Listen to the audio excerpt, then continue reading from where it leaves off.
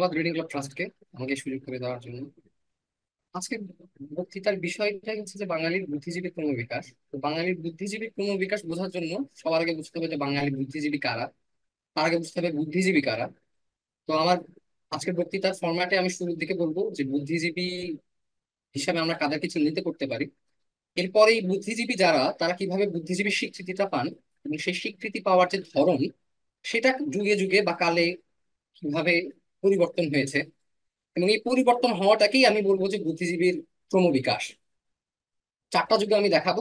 প্রথমে দেখাবো হচ্ছে প্রাচীন যুগে, আহ বিশেষ করে যে সময়টায় বাংলাদেশে বা বাঙালি অঞ্চলগুলোতে, এক- এখানে যারা বাঙালিরা থাকেন সেই অঞ্চলগুলোতে যারা মহাভারত, বেদ, পুরাণ এগুলোর উপর নির্ভরশীল যে একটা শিক্ষা ব্যবস্থা ছিল বা একটা রাজনৈতিক ব্যবস্থা ছিল, সেই ব্যবস্থায় বুদ্ধিজীবীরা কিভাবে স্বীকৃতি পেতেন, সেই ব্যবস্থায় কাদেরকে বুদ্ধিজীবী বলা হতো। এরপর আমি যাব হচ্ছে মধ্যযুগে। মধ্যযুগ বলতে হচ্ছে ব্রিটিশ শাসনের আগে, ঠিক ইসলামী শাসন যখন আসলো এখানে, সেই সময়কালে কারা বুদ্ধিজীবী বলে গণ্য হতেন, বুদ্ধিজীবী হিসেবে স্বীকৃতি পাওয়ার ক্রাইটেরিয়া সে সময় কিরকম ছিল সেটা। এরপর আমি চলে যাবো হচ্ছে আধুনিক যুগে। আধুনিক যুগেও আমি দেখাবো যে ব্রিটিশ শাসন আসার পরে কিভাবে বুদ্ধিজীবী স্বীকৃতি পাওয়ার এবং বুদ্ধিজীবীদের যে কাজের ধরন সেটা কিভাবে পরিবর্তন হচ্ছে, এবং এই পরিবর্তনকেই আমি ক্রমবিকাশ হিসেবে চিহ্নিত করব। এবং সর্বশেষে আমি অল্প করে বলার চেষ্টা করবো যে স্বাধীনতা উত্তর যে বাংলাদেশ, সেই দেশে বুদ্ধিজীবিতাটা এখন কেমন বা বুদ্ধিজীবীরা কেমন, তাদের স্বীকৃতি পাওয়ার ধরনটা কিরকম। যেহেতু আমি শিক্ষার্থী, আমি এরকম কিছু বলবো না যে বুদ্ধিজীবীর ক্রমবিকাশ ঠিক এভাবেই হয়েছে, বরঞ্চ আমি আপনাদের মনের মধ্যে প্রশ্ন খোরাক জাগানোর চেষ্টা করবো যে এভাবে এভাবে হয়ে থাকতে পারে, তবে একেবারে মন গড়া ভাবে বলবো না যে এভাবে হয়ে থাকতে পারে, এভাবে চিন্তা করে দেখুন। বরঞ্চ আমি আজকে বিনয় ঘোষের যে বই বাংলার বিদ্যুৎ সমাজ, সেই বইয়ের উপর কিছুটা নির্ভর করে, এবং সাথে আরো কিছু বই যেমন রমেশ চন্দ্র মজুমদারের বাংলার ইতিহাস, বাংলার সুফি বাদশাহ নজরুল ইসলাম চৌধুরী বাংলা একাডেমি পত্রিকাতে প্রকাশিত, মধ্যযুগের বাংলা সাহিত্য মোহাম্মদ এনামুল হক বাংলা সাহিত্যের ইতিহাসে প্রকাশিত এইসব বই, এবং কিছু আরো অন্য জানা কিছু তথ্যের ভিত্তিতে আপনাদের মাঝে আমি এই বুদ্ধিজীবীর যে ক্রমবিকাশ সেটা একটা ন্যারেটিভ প্রকাশ করার বা দেওয়ার চেষ্টা করবো। তো সেই উদ্দেশ্যে শুরু করছি। প্রথমে বুদ্ধিজীবী কাদেরকে বলবো। বিভিন্ন বুদ্ধিজীবীরা, যেমন এডওয়ার্ড সাইড এবং গ্রামসি, তারা বিভিন্ন জন বুদ্ধিজীবীর বিভিন্ন সংজ্ঞা দিয়ে গেছে। এডওয়ার্ড সাইডের মতে হচ্ছে বুদ্ধিজীবীর দুইটা রোল রয়েছে, একটা হচ্ছে পাবলিক রোল, আর একটা হচ্ছে যে তাকে অবশ্যই স্ট্যাবলিশমেন্টের বিরুদ্ধে, ক্ষমতার বিরুদ্ধে, স্ট্যাটাস কোর বিরুদ্ধে কথা বলতে হবে। এই দুইটা রোল। পাবলিক রোলটা হচ্ছে যে জনগণের পক্ষে কথা বলতে হবে, নিপীড়িতর পক্ষে কথা বলতে হবে, মজলুমের হয়ে কথা বলতে হবে, এবং সেটা অবশ্যই স্ট্যাটাস কোর বিরুদ্ধে কথা বলতে হবে। এবং সাধারণত আমরা যদি একটু পাশ্চাত্য দেশগুলোর দিকে তাকাই, সাধারণত বুদ্ধিজীবী আমরা ওখানে তাদেরকে বলি যারা হয়তো ক্ষমতাকে প্রশ্নবিদ্ধ করছে। নোম চমস্কির কথা যদি বলি, সে তার নিজের দেশের ক্ষমতাকে প্রশ্নবিদ্ধ করছে, আমরা তাকে এরকম বুদ্ধিজীবী বলার চেষ্টা করি। যদিও সে দেশটাতে বুদ্ধিজীবীর ব্যাপারটা অনেকটা বেশি একাডেমিক, যে একাডেমিক কেউ একজন একটা তত্ত্ব উপস্থাপন করছেন, সেটাকে আরেকজন ক্রিটিসাইজ করছেন, সেই ধারাবাহিকতায় একজন একজন করে বুদ্ধিজীবী স্বীকৃতি পাচ্ছেন। আবার গ্রামসি বলছেন যে অল মেন আর ইন্টেলেকচুয়ালস, সবাই বুদ্ধিজীবী। সেই বুদ্ধিজীবীর ধরন আবার দুই ধরনের, একটা হচ্ছে ট্রেডিশনাল, যারা হচ্ছে বুদ্ধিকে অবলম্বন করে জীবিকা অবলম্বন করেন, যেমন হচ্ছে শিল্পী, সাংবাদিক, দার্শনিক, এরা। আবার আরেকটা ধরনের বুদ্ধিজীবী রয়েছে যারা হচ্ছে অর্গানিক বুদ্ধিজীবী। এই বুদ্ধিজীবীদেরকে গ্রামসি আবার বলছেন প্রকৃতি বুদ্ধিজীবী। কেননা এই বুদ্ধিজীবীরা, যারা তাদের তুলনায় কম শিক্ষিত এবং অনেকটা আন্ডার ক্লাসের, তাদেরকে রিপ্রেজেন্ট করছেন, তাদেরকে সচেতন করতে সর্বদা সচেষ্ট থাকছেন, এবং তাদের অধিকার আদায়ে তাদের নিজস্ব নিজ নিজ যে পজিশন, রাজনৈতিক ক্ষমতা, সেটা প্রয়োগ করার চেষ্টা করছেন। এদেরকে গ্রামসি বলছেন যে এরা হচ্ছে প্রকৃত বুদ্ধিজীবী বা অর্গানিক বুদ্ধিজীবী। অন্যদিকে জুলিয়ান বেন্দা বলছেন যে বুদ্ধিজীবী হচ্ছেন মহামানবেরা, যারা যে কোনো অন্যায়ের বিরুদ্ধে, পৃথিবীর যে কোনো প্রান্তে যে কোনো ক্ষমতার বিরুদ্ধে বলতে তারা সচেষ্ট থাকেন। এখন বিনয় ঘোষ অনেকটা এগুলো একটা সমন্বয়ে একটা কথা বলেছেন। আহ, আমার কাছে তার সংজ্ঞাটা হয়তো একটু বেশি হোলিস্টিক, এবং তিনি বলছেন যে প্রত্যেক সমাজে নানা গোষ্ঠীভুক্ত এমন কিছু লোক থাকেন যাদের কাজ হলো সেই সমাজের জীবন দর্শন ও দৃষ্টিভঙ্গি রচনা করা এবং ব্যাখ্যা করা। যারা সমাজের এই জীবন দর্শন ব্যাখ্যা করেন, তারাই বিদ্যৎ সমাজে অন্তর্ভুক্ত হবার যোগ্য, তারাই প্রকৃত বিদ্যৎ জন। সামান্য একজন কেরানি, স্বল্প বেতনের কেরানি যদি মানসিক সংগ্রামে, আদর্শগত সংগ্রামে স্বয়ংক্রিয় ভূমিকা গ্রহণ করেন, তাহলে একজন ডেপুটি, অকর্মণ্য ডেপুটির তুলনায় তাকে বিদ্যুৎ, তার বিদ্যুৎ হওয়ার যে দাবি সেটা অনেক বেশি শক্তিশালী। এটা বিনয় ঘোষ বলছেন। তাহলে জিনিসটা কি এরকম দাঁড়াচ্ছে যে যেই সমাজের অসঙ্গতির বিরুদ্ধে কথা বলেন সেই কি বুদ্ধিজীবী? না, বিনয় ঘোষ এটাও স্পষ্ট করে বলছেন যে সাধারণ অ্যাক্টিভিস্টদের সাথে এই বুদ্ধিজীবীদের পার্থক্য হচ্ছে যে বুদ্ধিজীবীরা ঠেকে বা ঠকে শেখেন না। চোর পালালে তাদের বুদ্ধি বাড়ে না, বরঞ্চ চোর পালানোর চিন্তায় তাদের বুদ্ধিটা বাড়ে। অর্থাৎ তারা দূরদর্শী, তারা আগে থেকে আঁচ করতে পারেন যে কোনটা বিপদ বয়ে আনতে পারে, কোনটা ভুল কোনটা ঠিক। কার্ল ম্যানহাইমের উক্তিটা তিনি বলছেন, কার্ল ম্যানহাইম বলছেন যে in every society there are social groups whose special task is to provide an interpretation of the world for that society, and we call this the intelligentsia. প্রত্যেক সমাজে নানা গোষ্ঠীতে এমন কিছু লোক থাকে যাদের কাজ হলো সেই সমাজের জীবন দর্শন ও দৃষ্টিভঙ্গি রচনা করা। যারা এই সমাজের জীবন দর্শন ব্যাখ্যা করেন তারাই বিদ্যুৎ সমাজে অন্তর্ভুক্ত হওয়ার যোগ্য, তারাই প্রকৃত বিদ্যুৎ যোগ্য।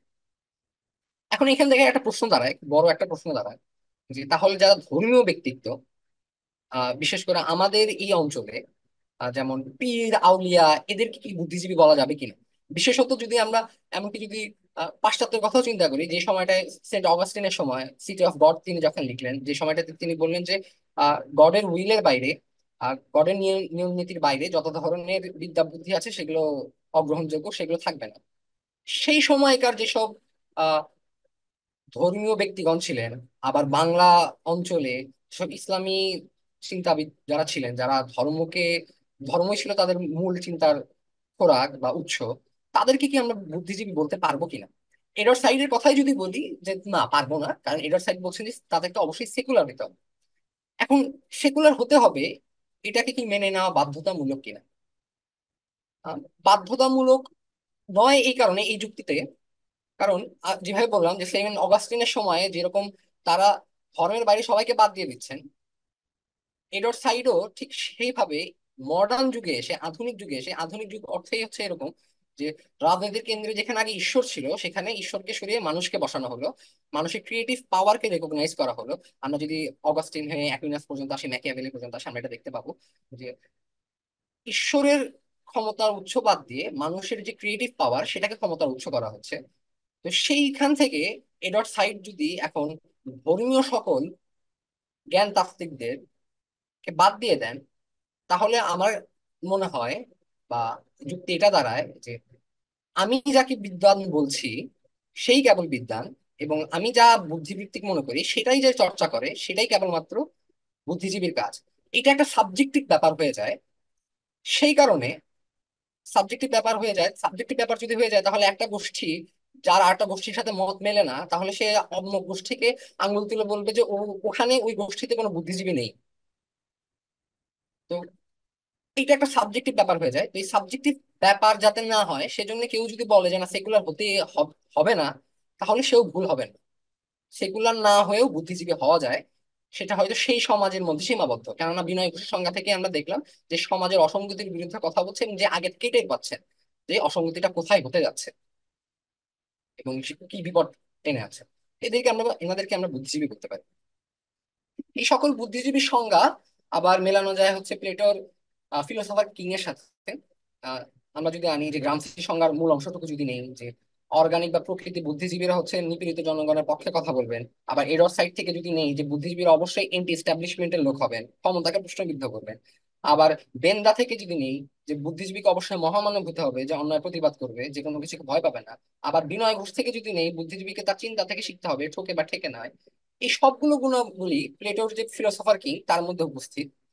অবশ্য ফিলোসফার কিং দ্বারা এটা বোঝায় না যে একজন ব্যক্তি একজন বুদ্ধিজীবী, বরঞ্চ এটা বোঝায় যে একটা গোষ্ঠী যারা অর্ডিনারি মেনদের মতো নয়, যারা চিন্তা করে শিখতে পারে, যারা সর্ববিষয়ে সত্য সম্পর্কে ধারণা রাখে এবং সত্য মিথ্যার ভালো মন্দের পার্থক্য করতে পারেন। বিনয় ঘোষ যেমনটা বললেন, যারা চিন্তা করে শেখেন। তো প্লেটোর ফিলোসফার কিংকেও বুদ্ধিজীবী বলা যায়, বা ফিলোসফার কিং হওয়ার যারা চেষ্টা করেন তাদেরকে হয়তো বুদ্ধিজীবীর কাতারে আমরা ফেলতে পারি। এবং বুদ্ধিজীবী হয়তো আমি এই প্রস্তাবনা রাখা যায় হয়তো যে বুদ্ধিজীবী একটা নির্দিষ্ট পিরিয়ড পার না হওয়া পর্যন্ত, একজন মানুষের কার্যক্রম পুরোপুরি ভাবে বিচার শেষ না হওয়া পর্যন্ত তাকে হয়তো আহ বুদ্ধিজীবী মানে স্বীকৃতি দেওয়ার থেকে তার একটা নির্দিষ্ট পিরিয়ড পার হওয়ার পরে তার যে চিন্তা ভাবনা সেটা আসলে কতটুকু কার্যকরী ছিল সেটা বিবেচনায় তাকে হয়তো বুদ্ধিজীবী স্বীকৃতি দেওয়াটা ভালো হতে পারে, এই প্রস্তাবনা রাখা যায়। আহ এবার যদি আসি যে বুদ্ধিজীবী, রাজনীতিতে বুদ্ধিজীবীদের যে ভূমিকা, আকবর আলী খান বাংলাদেশের সিভিল সমাজ সুশীল না দুশীল এই প্রবন্ধে তিনি বলছেন যে রাজনৈতিক দল যারা ক্ষমতার মসনদের বাইরে আছেন বা মসনদের বাইরে থেকে স্বতন্ত্র, তারা সিভিল সমাজের অন্তর্ভুক্ত, বিদ্যা সমাজের অন্তর্ভুক্ত, এবং সেখানে বুদ্ধিজীবী থাকাটা সম্ভব। এই সকল কিছু বিবেচনায় বাংলাদেশের একটা এন্ডেমিক বা নিজস্ব একটা বুদ্ধিজীবী সংজ্ঞা দেয়া যেতে পারে। কিরকম?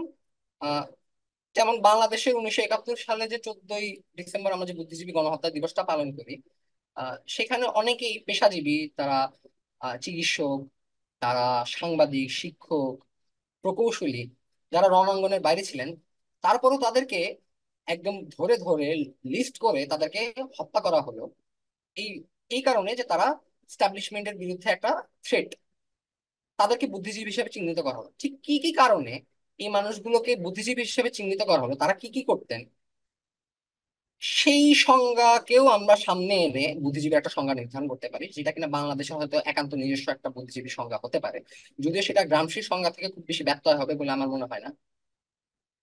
আহ, এরপর আমরা যাই হচ্ছে ক্রমবিকাশ বুদ্ধিজীবীর যে স্বীকৃতি, সেই স্বীকৃতিটা কিভাবে পাল্টালো, বুদ্ধিজীবীর কাজের ধরন কিভাবে পাল্টালো, সেইটার একটা আহ যুগান্তরে, যুগ থেকে যুগের পরে কিভাবে পরিবর্তন হচ্ছে তার একটা বর্ণনা যাকে আমি দেওয়ার চেষ্টা করবো।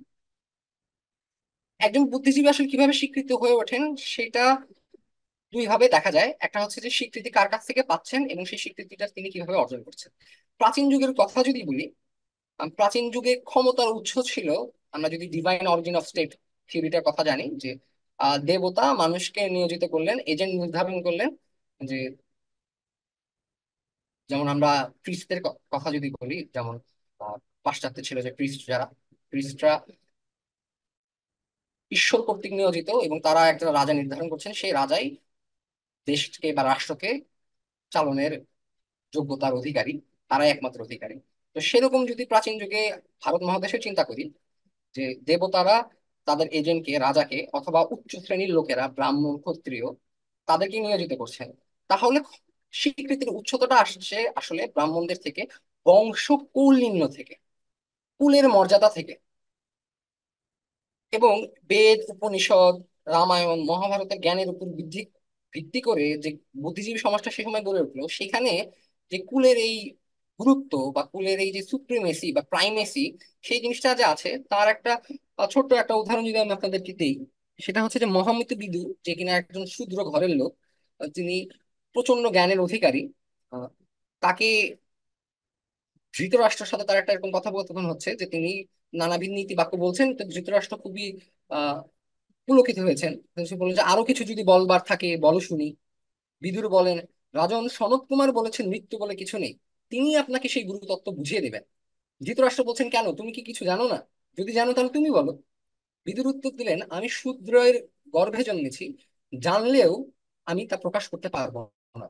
ব্রাহ্মণ কুলে জন্মগ্রহণ করে অতি গুরুতত্ত্ব প্রকাশ করলেও দেবতাদের নিন্দনীয় হতে হয় না। অর্থাৎ আপনার যদি কুল কল্যাণ না থাকে, আপনি যদি উচ্চ বংশের লোক না হন, তাহলে আপনি সেখানে বিদ্বৎ হিসাবে স্বীকৃতি পাচ্ছেন না, বা আপনার কথা সেখানে গ্রহণযোগ্য হচ্ছে না।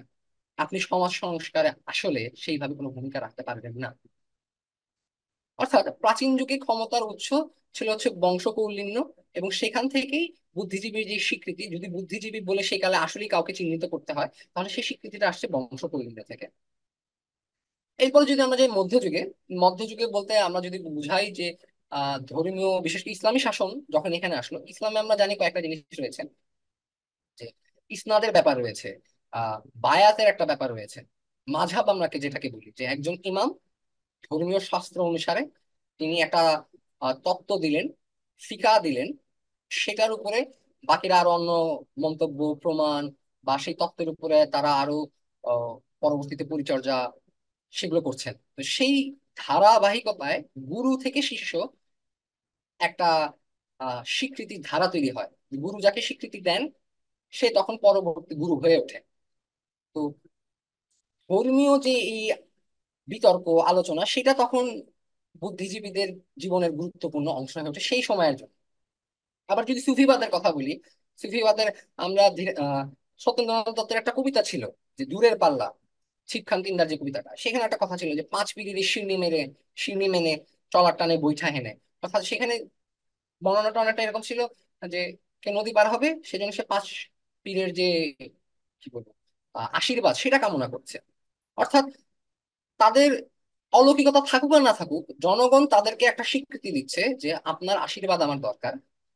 এবং সেইভাবে সুফিরা বা এই ইসলামী সাধকেরা এক ধরনের স্বীকৃতি পাচ্ছেন। অর্থাৎ এখানে স্বীকৃতি আসছে দুই জায়গা থেকে, একটা হচ্ছে জনগণের কাছ থেকে, আর একটা হচ্ছে গুরুর কাছ থেকে।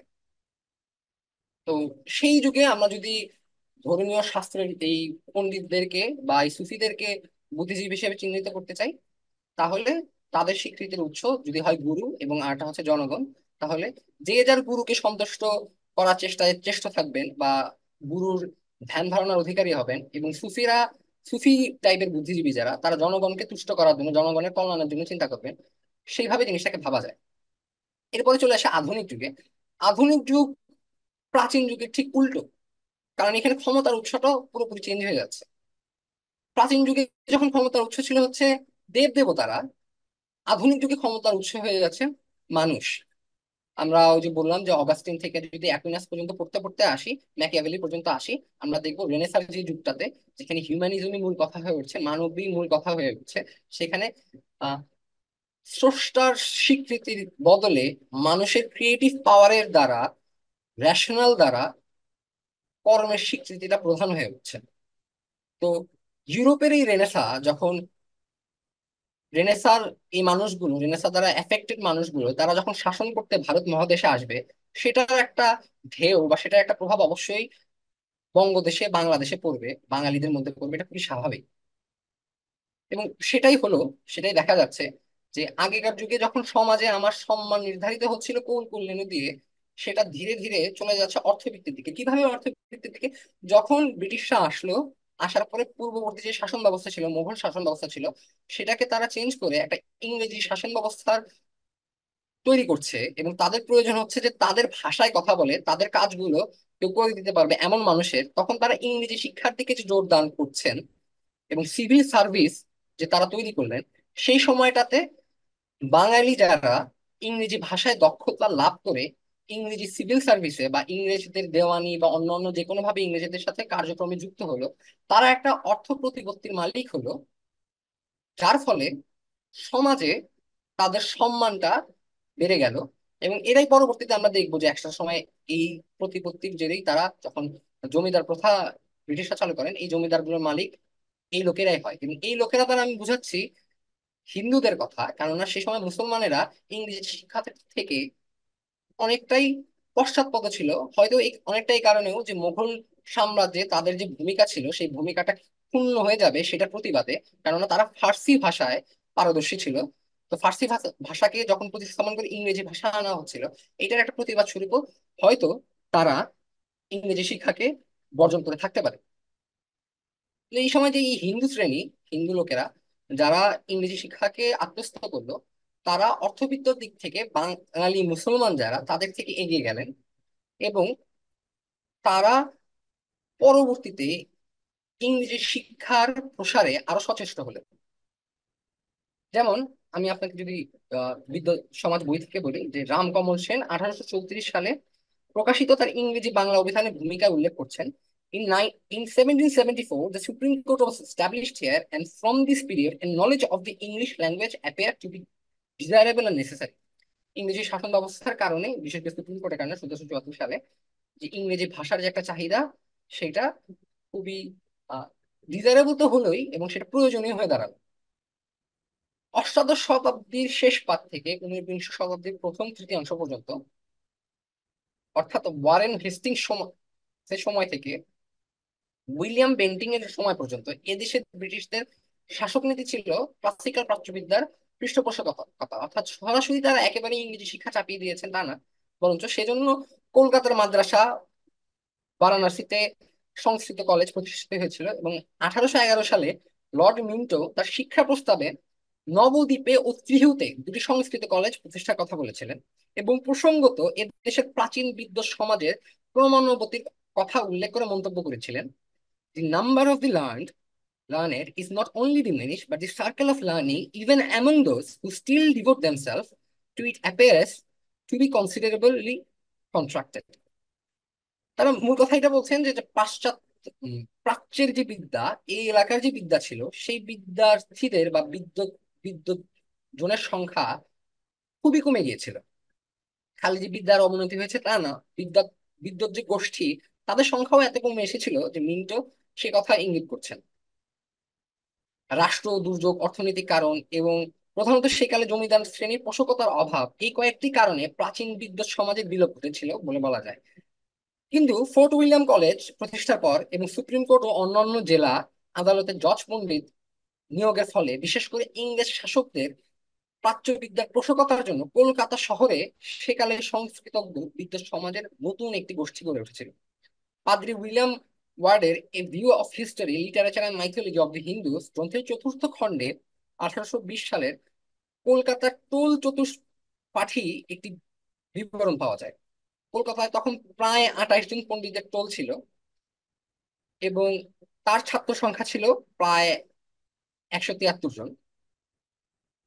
টোল বলতে আসলে হচ্ছে মানে, আমরা কিভাবে বলবো, টোল হচ্ছে, আমরা এই দেশে বলতে পারি যে খানকা বলে একেবারে লোকাল ভাষায়, আমাদের ভাষায়। তবে টোল বলতে হচ্ছে একজন একজন পণ্ডিত, তার যে শিক্ষাপীঠ, পাঠশালা, সেটাকে আমরা টোল বলতে পারি। তো কলকাতা যখন প্রায় 28 জনের পণ্ডিতের টোল ছিল, তার ছাত্র সংখ্যা ছিল প্রায় 173 জন, এবং এই বিবরণ থেকে বোঝা যায় যে নতুন বিদ্যা কেন্দ্র কলকাতা শহরেও 19 শতকের গোড়ার দিকেই ট্রেডিশনালিস্ট পণ্ডিতদের একটি সমাজ বা গোষ্ঠী গড়ে ওঠে। অর্থাৎ শুরুর দিকে প্রাচ্যের যে বিদ্যা, সেটার একটা কি বলবো মাথাচাড়া তখনও ছিল, একেবারে নাই হয়ে যায়নি। কিন্তু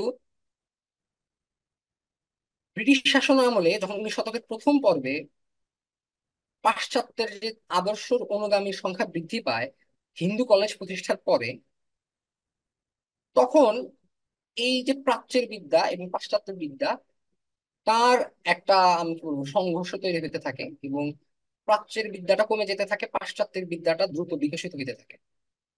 আহ, যদিও শুরুর দিকে দেশীয় ঐতিহ্য প্রথাকে ইংরেজরা নিজেদের শাসনের স্বার্থেই হঠাৎ করে আঘাত করতে দ্বিধাবোধ করছিলেন, সেই সময়টাতে ইংরেজদের আগেই হিন্দুরা, অনেক উচ্চ শ্রেণীর লোকেরা, ইংরেজি শিক্ষার তাৎকালীন শ্রেষ্ঠ প্রতিষ্ঠান হিন্দু কলেজ স্থাপনের একটা পরিকল্পনা করে। অর্থাৎ ইংরেজদের কর্তৃক হিন্দু কলেজ প্রতিষ্ঠা হওয়ার আগেই যে সকল হিন্দুরা বুঝতে পেরেছিলেন যে ইংরেজি শিক্ষার প্রয়োজনীয়তা, অর্থের কারণেই হোক বা সামাজিক মর্যাদা অর্জনের কারণেই হোক, তারা হিন্দু কলেজ প্রতিষ্ঠার জন্য সচেষ্ট হয়েছিল, এবং সেই আগ্রহের বশে সরকারি পোষকতার মুখাপেক্ষী না হয়ে তারা হিন্দু কলেজে প্রতিষ্ঠা করেছিলেন। আগ্রহের মূলে পাশ্চাত্য জীবন আদর্শের প্রেরণা ছিল বলে মনে হয় না, আর তার চেয়ে অনেক বেশি ছিল তাদের সজাগ বাস্তব বুদ্ধি। এটা বিনয় ঘোষ বলছেন।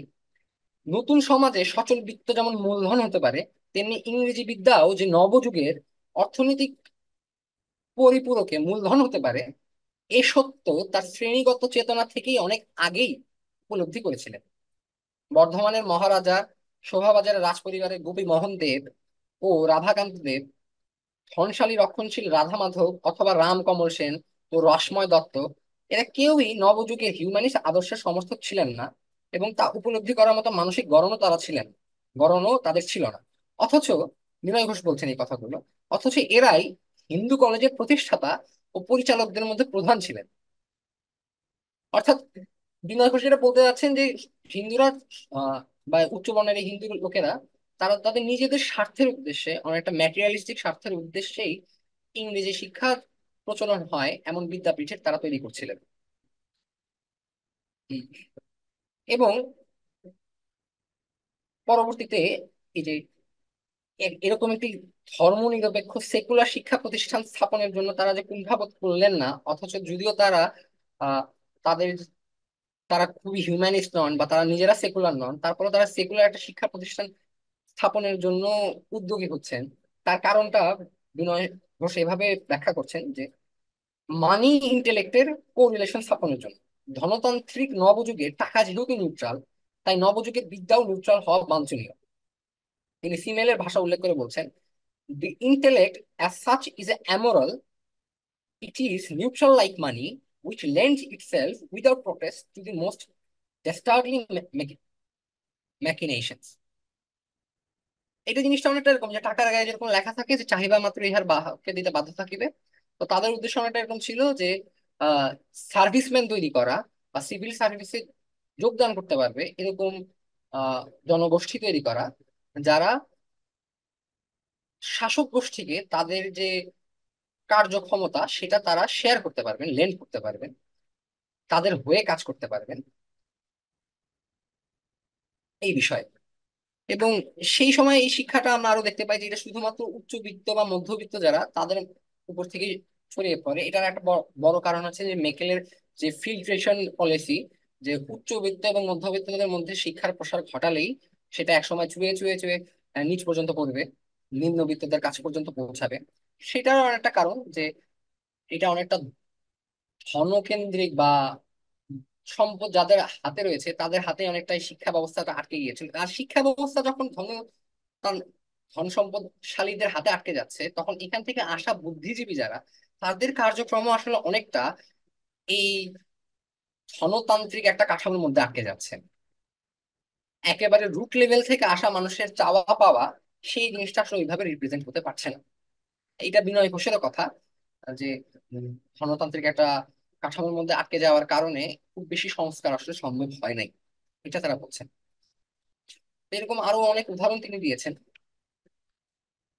দারুণ দারুণ উদাহরণ তিনি দিয়েছেন। তিনি হিউম্যানিস্ট গোষ্ঠী একেবারে কতটুকু তিনি চারটা গোষ্ঠীর কথা বললেন। একটা হচ্ছে যে একেবারেই পাশ্চাত্য ধারার, আর কেউ কেউ হচ্ছে একেবারেই প্রাচ্যের ধারার, কেউ আবার এই দুয়ের মাঝামাঝি। তো এরকম চারটি গোষ্ঠীর বিন্যাস বিনয় ঘোষ দেখিয়েছেন, আমি সেটাতে এবার যাব না। এবং এই বুদ্ধিজীবী যে ক্রমবিকাশ, সেই তার পিছনে একটা বড় ভূমিকা হচ্ছে যে বিভিন্ন সভা, যেমন রাজা রামমোহন রায়ের আত্মীয় সভা, আবার এশিয়াটিক সোসাইটি যখন এদেশের বাঙালির সাথে ইন্টারেক্ট করা শুরু করলো, তাদের জন্য এখান থেকে নিয়োগ করা শুরু করলো, সেই এশিয়াটিক সোসাইটির কথা। অর্থাৎ এই আমলটাতে বুদ্ধিজীবীর যে স্বীকৃতি সেটা আসছে দুইটা জায়গা থেকে। দুইটা জায়গা থেকে যদি আসলে একটি জায়গা থেকে, একটা হচ্ছে যে আহ বিদ্বানেরা বিদ্যানের বৃত্ত রয়েছে কিনা, অর্থাৎ যেসব বিদ্যানেরা বিত্তশালী তারা সমাজে বেশি গ্রহণযোগ্য হচ্ছেন জনগণের দ্বারা, জনগণ তাদেরকে সম্মান করছে, তাদেরকে বেশি আহ স্বীকৃতি দিচ্ছে। আবার অন্যদিকে শাসকেরা স্বীকৃতি দিচ্ছে তাদেরকে যারা হচ্ছে ইংরেজি শিক্ষায় শিক্ষিত হচ্ছে, ইংরেজদের মতো চিন্তা করছে বা সিভিল সার্ভিসে জয়েন করছে বা তাদের সাথে একটা সংযোগে যাচ্ছে।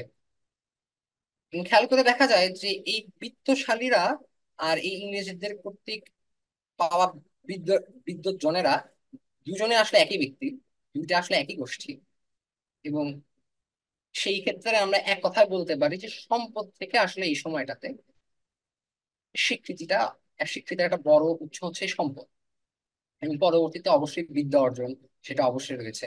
ডিরোজিওর কথা আমরা দেখবো যে ডিরোজিও তিনি যখন তার সভা তৈরি করেছিলেন, সেই সভাতে যখন তারা এরকম মুক্ত চিন্তার চর্চা করতেন, বিতর্ক করতেন, সেখান থেকেও এই বুদ্ধিজীবীদের একটা স্বীকৃতি সেখান থেকে আসে। এরপরে একেবারে শেষের দিকে চলে যাব। শেষের দিকে আমি বলবো যে স্বাধীনতা ও স্বাধীনতার পরে বাঙালির বুদ্ধিজীবীদের আসলে এখন কি অবস্থা বা তাদের স্বীকৃতির উৎসটা কি। আহ, স্বাধীনতার পর মূল যে ঘটনাগুলো ঘটেছে সেগুলো হচ্ছে যে বাংলা ভাষা ও সংস্কৃতির প্রতি একটা জোর তৈরি হয়েছে, আমরা বাংলা ভাষা আন্দোলন পেয়েছি। বুদ্ধিজীবীরা সামাজিক ন্যায় বিচার, গণতন্ত্র, মানবাধিকারের জন্য লড়াই সক্রিয় ভূমিকা পালন করেছেন। বৈজ্ঞানিক চিন্তা ভাবনার বিকাশে গুরুত্ব দেওয়া হয়। আহ, আন্তর্জাতিক পর্যায়ে বাঙালি বুদ্ধিজীবীদের অবদানও বৃদ্ধি পায়। আমরা অর্থনীতিবিদ অমর্ত্য সেনের কথা জানি, যদিও সেটা বাংলাদেশের না, বাংলাদেশের বলে দাবি করাটা হয়তো একটু কষ্টকর। কিন্তু এই ঘটনাগুলোর আলোকে আমরা যদি আরেকটু বিচার বিশ্লেষণ করতে চাই, তাহলে আমরা দেখতে পাবো যে বুদ্ধিজীবী স্বীকৃতি পাওয়ার যে ক্রাইটেরিয়া এখানে, এই দুটাকে বোধহয় এইভাবে ধরা যায় যে একটা হচ্ছে রাজনৈতিক গ্রহণযোগ্যতা। তিনি রাজনীতি একটা একজন বুদ্ধিজীবী রাজনীতি নিয়ে কি ভাবছেন সেটা রাজনৈতিক দল কিভাবে গ্রহণ করছে, বা সেটা নিয়ে জনগণের মধ্যে কিরকম আন্দোলন হচ্ছে, সেটা কিভাবে ছড়িয়ে পড়ছে সেটা। আর একেবারে যদি হাল আমলে আসি, হাল আমলে আমরা হয়তো একটা জিনিস লক্ষ্য করতে পারবো যে গুরু শিষ্যর যে সম্পর্ক সেটা একটা নতুন আদলে গড়ে তোলা হচ্ছে। যেমন কোন একজন নন্দিত বুদ্ধিজীবী বা ব্যক্তি যে সমাজে টিকে গেছেন, তার উপরে ভর করে আরেকজন নিজেকে বুদ্ধিজীবী হিসেবে প্রতিষ্ঠিত করার একটা চেষ্টা করছে। আমরা যদি সোশ্যাল সায়েন্সের রিয়েলিজম ভিউ থেকে একেবারে ব্যাখ্যা করতে চাই যে স্বার্থই যেখানে সকল কাজের মূল, এই একটা দৃষ্টিভঙ্গি থেকে যদি ব্যাখ্যা করতে চাই, তাহলে পাবো যে আহ, একজন মানুষ বলছেন যে অমুক সবচেয়ে বড় বুদ্ধিজীবী ছিলেন, এবং আমি যেহেতু ওনার সবচেয়ে কাছের লোক ছিলাম, বা আমি ওনার ধ্যান ধারণাটাকে সবচেয়ে বেশি নিজের মধ্যে আত্মস্থ করতে পেরেছি, তাই আমিও একজন বুদ্ধিজীবী, আমি একজন বিশিষ্ট লোক। এই একটা ট্রেন্ড আমরা বলবো যে আমরা হয়তো দেখতে পারি বর্তমান সময়ে, বিশেষ করে সোশ্যাল মিডিয়ার এই যুগে। আহ, এই জিনিসটা অনেকটা আসলে পলিটিক্যাল। আমি যদি একটা ছোট উদাহরণ দিই, অনেকটা হচ্ছে স্টালিন যেমন লেনিনের লাশ কাঁধে নিয়ে টিভির সামনে এসেছিলেন, তখন লোকে ভাবলো যে স্টালিনই হচ্ছে লেনিনের উত্তরসূরি। স্টালিনই লেনিনকে সবচেয়ে বেশি ধারণ করতে পেরেছেন, সে কৌশলী যখন ট্রটস্কি সরিয়ে দিলেন, তখন স্টালিনই আসলে লেনিনের যে দর্শন বা লেনিনের যোগ্য উত্তরসূরি হলেন, জনগণের কাছে স্বীকৃতি পেয়ে গেলেন। তো আমার কাছে মনে হয় যে বর্তমান যুগে যে কাউকে খুব বড় বুদ্ধিজীবী করে তোলার পিছনে তার যে শিষ্য, তাদের এই ভূমিকা হয়তো এই কৌশলের খুব বেশি একটা ব্যতিক্রম হয়তো হবে না, কিভাবে হয়তো দেখা যেতে পারে। আর আরেকটা বড় কারণ এভাবে হয়তো দেখা যায় যে আমাদের যেহেতু 1971 সালে একটা বুদ্ধিজীবী গণহত্যা হয়েছে, তো সেই গণহত্যাতে আমরা দেখতে পাই যে রণাঙ্গনের বাইরের এই মানুষগুলো ঠিক যে যে অবদানের কারণে তাদেরকে হত্যা শিকার হতে হলো, তাদেরকে শহীদ হতে হলো, সেই জিনিসটা যখন আমাদের কালেকটিভ মেমোরিতে আছে, এটা খুব অস্বাভাবিক নয় যে এদেশের মানুষেরা মনে করবে যে শাসকের অন্যায়ের বিরুদ্ধে কথা বলে শহীদ না হওয়া গেলে হয়তো প্রকৃত বুদ্ধিজীবী হওয়া যায় না। এটা যদি আমাদের কালেকটিভ মেমোরিতে থেকে থাকে, এবং সেই কারণে হয়তো যদি আমরা এখন কাউকে আমরা হয়তো মিডিয়াতে এখন দেখতে পাই যে অনেকে বলে যে এখন কোনো বুদ্ধিজীবী নেই, শুধুমাত্র আছে তোষামোদজীবী, আহ, এই ধরনের কথার একটা কারণ হিসাবে এটাকে চিহ্নিত করা যেতে পারে যে তাদের অবদান, 1971 সালে বুদ্ধিজীবীদের অবদান আসলে এতটাই বেশি, তাদের সামনে বর্তমান বুদ্ধিজীবীদের অবদান হয়তো সাধারণ জনগণের কাছে এতটাই ম্লান হয়ে যায়, যে তাদেরকে সবাইকে হয়তো এখন আর জনগণ সার্বজনীন বুদ্ধিজীবী হিসাবে আর স্বীকৃতি দিতে চাচ্ছে না। তো এই পর্যন্তই আমি আজকে বর্ণনা করব। তো আমার মূল কথা এটাই ছিল যে বুদ্ধিজীবীর যে ক্রমবিকাশ, সেটা আমরা দেখার জন্য আসলে আমাদেরকে দেখতে হবে যে বুদ্ধিজীবীর স্বীকৃতির ধরনটা আসলে কিভাবে পাল্টানো। তো ধন্যবাদ রিডিং ক্লাবকে, রিডিং ক্লাব ট্রাস্টকে আমাকে সুযোগ করে দেওয়ার জন্য। আপনাদের সবাইকে ধন্যবাদ।